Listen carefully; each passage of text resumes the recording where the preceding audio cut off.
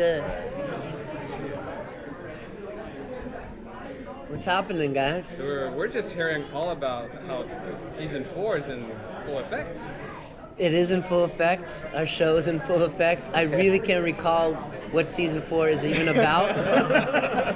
And they wouldn't tell us, so we can't help you. I mean, yeah, so we're just kind of in the dark. And maybe Tara can help us figure out what season 4 is about. Because I don't know what season 4 consists of. But there is a lot of Raven nonsense. and Beast Boy in all the There's episodes. There's There's a lot of of nonsense. episodes that make absolutely no sense. There's that, and just having a lot of fun. You know, we can promise that. What are you guys most excited for fans to see next season?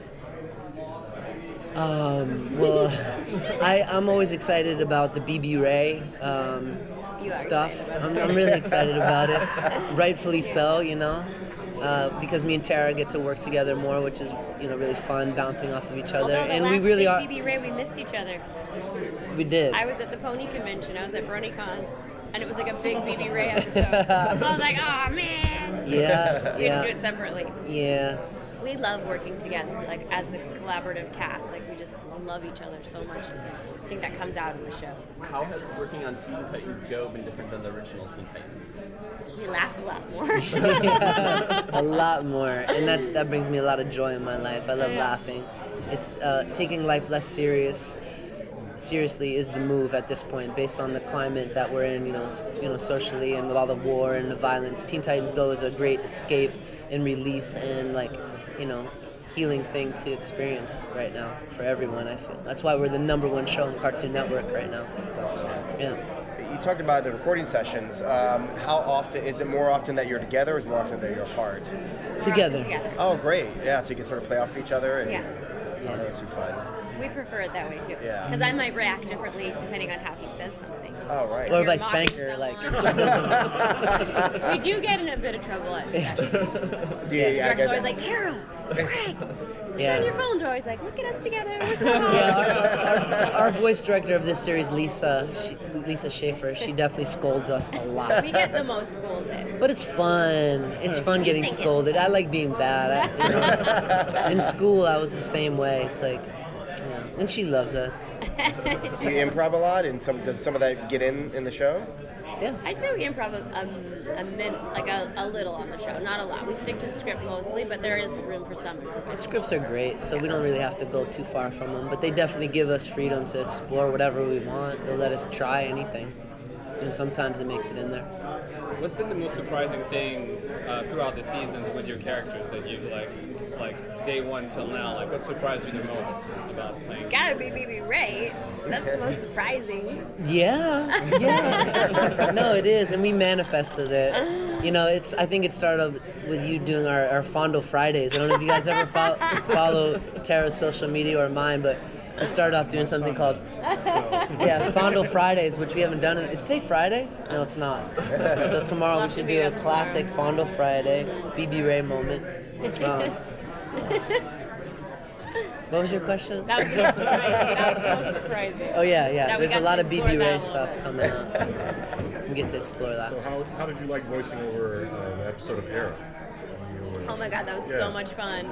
It was so much fun. And the people working on it really knew that the fans would get a kick out of it. Right. And as soon as they heard me, it blew up that night. I mean, Arrow was trending, and Right. people were like, oh my gosh, are you going to be on the show? Then everyone wants me on the show. And I'm like, Should that'd be. be fun, but no plans yet, but that would be fun. So now that you guys mentioned your social media, so do you find now that you get to interact with your fans in a much more deeper way? And if so, what are some of your favorite social media? Well, for me, I've probably raised $300,000 for kids with cancer and other animal rescue things. So that part of social media is really rewarding and helping people. I don't know if you saw recently, there was a girl who was really badly bullied for liking My Little Pony. She lives in Brussels, and there's not a huge fandom there. And her sister contacted my agent to see if I could help, so I sent her a voice message, and then a few months later I checked on her and she said she's really not doing well. She's living in a hospital. She's on watch all the time. And I said, bring her to BronyCon. And they said, we don't have the money. The hospital won't release without me and Mom. So I said, let's do a GoFundMe. So I taught her how to do that, put it on my page. My fans raised $3,000 for her in 2 weeks.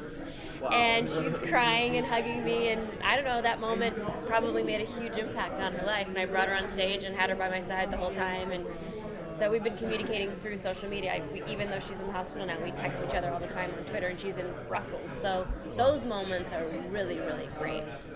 Some of the haters, not so great. By the way, You're getting a lot of love right now. yeah, On his, yeah, you're getting a lot. Everyone says, "I love you, Tara." There's been like 20 comments about I love you too. Someone asked when you guys are going to be a couple on the show.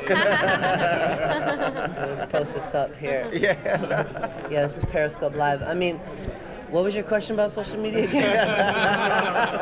As you do, social media. Let me do my social media. So Periscope where I is your answer. thing. Well, I like all kinds of social media like platforms. Periscope's really fun. Musically, which I just recently got into, is really taps into the demographic that we really serve, the kids. And in just 2 months, I have 170,000 followers, which is I've never experienced anything like that on any social media platform so far. So I think it's really powerful to like tap into something that really resonates with what we're doing. And all of Instagram. Tara's a big celebrity on all these platforms. Vine, she makes great vines. It's just fun to play and experiment and see what people like. Do y'all like this? They're like, more Tara, get your face off. Yeah. Well, I'm really curious about, you both have obviously done a lot of voiceover over the years. Where do you find, what's the process of finding that voice? Like obviously Beast Boy and Raven, what was that process like? Does it come pretty easily, or do you experiment a lot with it? Well, whenever you have an audition for a new role, they'll give you a drawing of the character, sometimes drawing of the world around them, character description, and what they call sides, which is a portion of the script that you bring into audition. And for us, we work on it and think what we think the producers and writers would want it to sound like, and then we come in with an idea, and then you have to be ready to be like Play-Doh. We're like, let's make her older, let's make her southern, let's make her have big teeth, let's make her a boy, let's make him a big boy, or whatever it is. We got to be able to kind of like just play around and be organic. And for me, for Titans, originally I came in not really sure what I was going to do. I think Greg has a similar story, and because they just said, she was a dark teenager, and at the same time I was doing Kylie from Extreme Ghostbusters and Batgirl, so I was like not sure how to differentiate, and then I just had this last minute idea to give her that weird little role every time she spoke, and that's actually what booked the part. So I find for me sometimes the last minute ideas that kind of pop into your head organically really helps seal the deal. Yeah, I find the things that are closest to your heart are the things that really resonate with whoever's listening or casting you, or trying to fit you in some kind of role.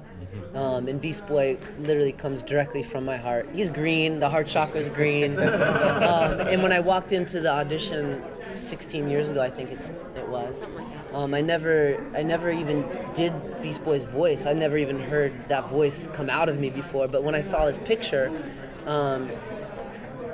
it just kind of sparked something inside of me with his description of being kind of outcast, oddball of the group and class clown. He was very much like me, and all of a sudden this voice came out.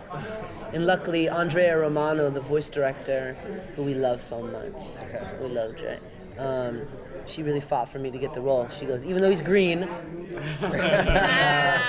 don't know, I just started using that, but it took me 16 years to figure that out. It took me 16 years to figure out how much sense that actually makes. She fought for me, and it changed my life forever, and I get to work with masters like Tara. It's true. And we've had so much fun. And I heard we're going to do the show forever, so. Do you guys, some of the animated shows do like live versions of it. Do you guys, are there any plans to do like a Teen Titans They've been live talking tour or about that something, for a or, while. yeah? I think that'd be really fun. We Yeah. did that in Chowder, where, I don't know if you guys saw, but like halfway through the episode we ran out of money. So we had a car wash. Like we're like in the studio going, what are we gonna do now? We like start washing cars on the roof of Cartoon Network. And the animation was saved. So that'd be fun if we did something like that. We're down for something like that. The only one that wouldn't be is Hinden. Hinden hates anything on camera. It's so funny. no. She won't even do vines with us, really. If you notice on social media, Hinden's never in anything. Yeah, we have to blur her face out, which would kind of be funny too. I personally think there should be a Teen Titans Go docu-series reality show on Cartoon Network I really do. Are you filming it right now? Yeah. Welcome to the new Teen Titans Go docu-series on... Yeah. Yeah. So- Only... I'm so sorry. Go ahead. So as you wrap up season 3, getting into season 4, what's your message for the fans? Whatever. Yeah.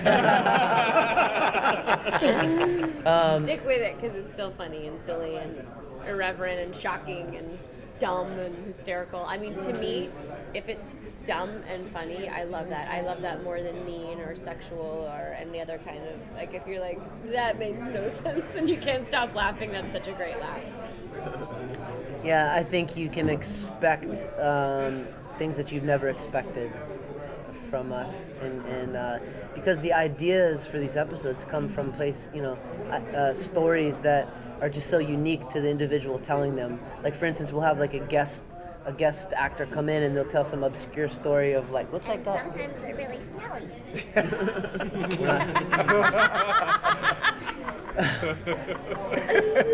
Well, old people smell sometimes. We have one performer where we're all like, Who's gonna sit in that chair? I have a dog nose, so I'm really sensitive to like scents. But yeah, I think everyone can just expect being surprised and get ready to laugh out loud because it's just so weird and fun and it's like candy, our show, But there's a little bit of nutrition in there, but most of it's like sugar. That's awesome. Yeah. Any more singing episodes coming up? There's a lot of singing, and I was also told today by Peggy that Peggy's the line producer on our show. She said we're going to be doing a lot more music, and we already do a ton of music on the show, but I definitely am super excited about that because I've been able to write a lot of the music for a lot of the upcoming episodes that feature music. So it's like the highlight of my life, being able to write music that Beast Boy gets to sing, Well, Give give us We got a cue. We're going to turn this